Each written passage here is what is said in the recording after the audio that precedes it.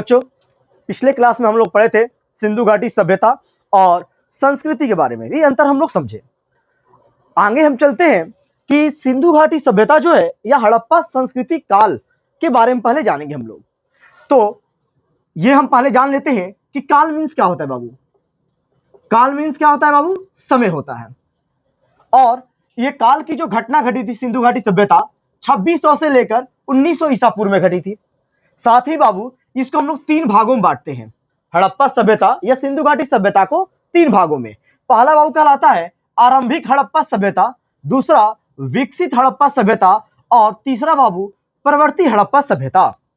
इसमें भी हम और जानेंगे आगे कि बीसी क्या होता है, एडी क्या होता है और बीपी क्या होता है। आप जब पढ़ते होंगे, प्राचीन इतिहास पढ़ेंगे, मध्य इतिहास पढ़ेंगे या आधुनिक इतिहास पढ़ेंगे, तो आपको ये 2 शब्द पक्का ये मिलेंगे और आप इसके बारे में तो जानते ही नहीं होंगे बीपी है क्या एक्चुअली। आप हमारे YouTube के माध्यम से आप एक चीज नया जानेंगे आज। बीपी मींस बिफोर प्रेजेंट बाबू, मतलब आज से पहले, जो आज अभी चल रहा है, जो घटनाएं आज घट रही है और आज घटने के बाद जैसे मान लो कल हो गया वो चीजें, तो आज की चीजें जो हम आज पढ़ाए हैं तो क्या कहलाएगी? वो बीपी कहलाएगी, प्रेजेंट से पहले बाबू। जो आज घट रही है ना और जो कल हो गई, तो आज की घटनाएं क्या बोलेंगे हम लोग?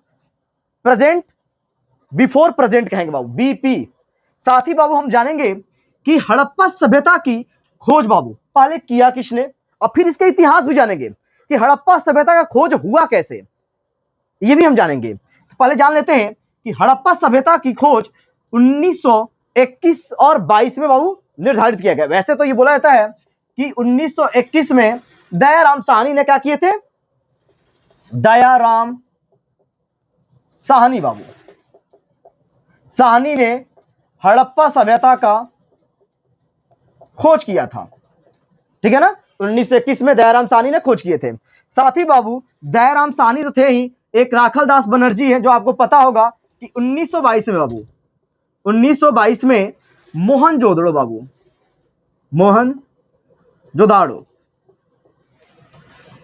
मोहनजोदड़ो की खोज की थी। और हम एक चीज आपको चीज बताएंगे क्या कि आप बहुत सारे बच्चे जानते होंगे कि मोहनजोदड़ो के बारे में कि इसको मृतकों का टीला कहा जाता है, क्योंकि बहुत सारे यहां पर लाश मिली थी, हड्डियां मिली थी। लेकिन हम आपको 3-4 चीजें ऐसा बताएंगे ऑब्जेक्टिव में, जो आपको क्लास 12th में ऑब्जेक्टिव में कहीं भी पूछ दिया क्वेश्चन तो आपको कतई गलत नहीं होगा वो। साथ ही हम चलते हैं बाबू, इसके साथ एक और व्यक्ति थे जिनका नाम था जॉन मार्शल। क्या नाम थे? John Marshall. इनका भी बहुत ही भूमिका अदा है बाबू हड़प्पा सभ्यता की खोज में। अब हम इसके आगे पढ़ते हैं बाबू। जानते हैं हम लोग कि हड़प्पा संस्कृति का इतिहास, तो आपको हम इतिहास बता रहे बाबू।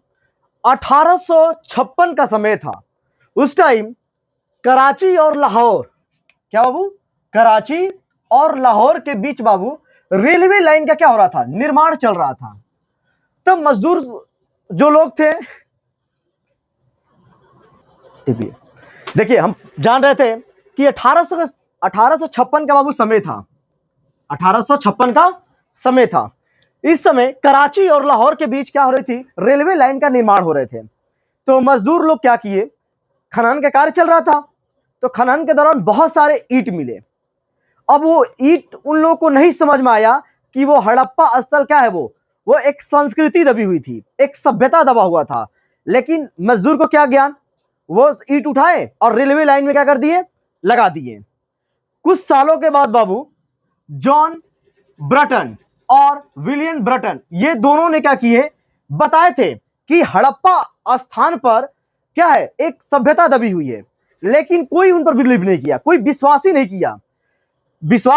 लेकिन एक समय आता है साल 1921। साल 1921 में क्या हुआ? माधव स्वरूप वत्स और दयाराम साहनी ने क्या किए? पहली बार हड़प्पा स्थल का क्या किया बाबू? उत्खनन किए, मतलब खनन का कार्य किए। इस खनन के दौरान बहुत सारे ईंट मिले। अब ईंट मिलने के बाद उन लोग ने इन दोनों का बातों का बिलीव किया, क्योंकि वो जानते थे कि यहां पर सभ्यता दबी हुई थी, लेकिन कोई बिलीव नहीं किया था। लेकिन लास्ट में क्या हुआ बाबू?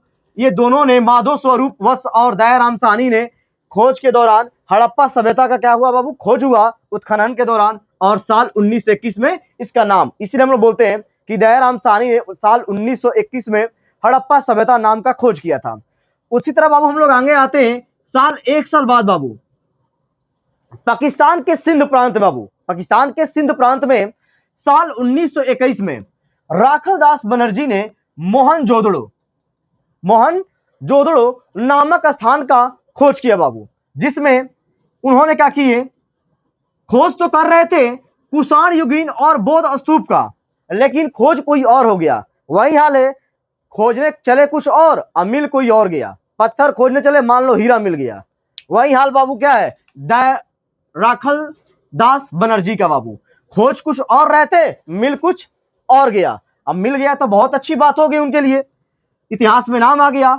और हम आगे चलते हैं तो ये भी जानेंगे कि मोहनजोदड़ो का एक्चुअली शब्द क्या होता है, शाब्दिक अर्थ या क्या होता है बाबू, जिसमें हम आपको पहले ही बताए थे कि हम लोग यही जानते हैं बाबू, मोहनजोदड़ो का मृतकों का टीला कहते हैं, उसका शाब्दिक अर्थ मृतकों का टीला कहते हैं। लेकिन आप ये जानिए, मृतकों के टीला के साथ साथ बाबू हम लोग उसको मुर्दों का टीला भी कहते हैं, साथ ही प्रेतों का टीला कहते हैं।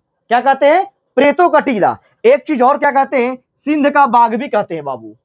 तो आपको ये चार चीज मिली कि नहीं मिलना है चीज, आप हो सकता है ये भी जानते होंगे, लेकिन प्रेतों का टीला और सिंध का बाग नहीं जानते होंगे हमारे ख्याल से। तो आपको ये दो चीज नया मिला। आपको क्लास 12th ही नहीं बाबू, आप कोई भी कंपटीशन एग्जाम में बैठिएगा तो आपको एक्स्ट्रा कोई चीज पूछ दे कि सिंध का बाग किसे कहते हैं हम लोग, तो मोहनजोदड़ो।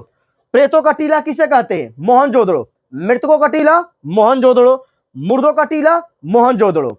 तो आज के लिए बाबू इतना ही। जय हिंद।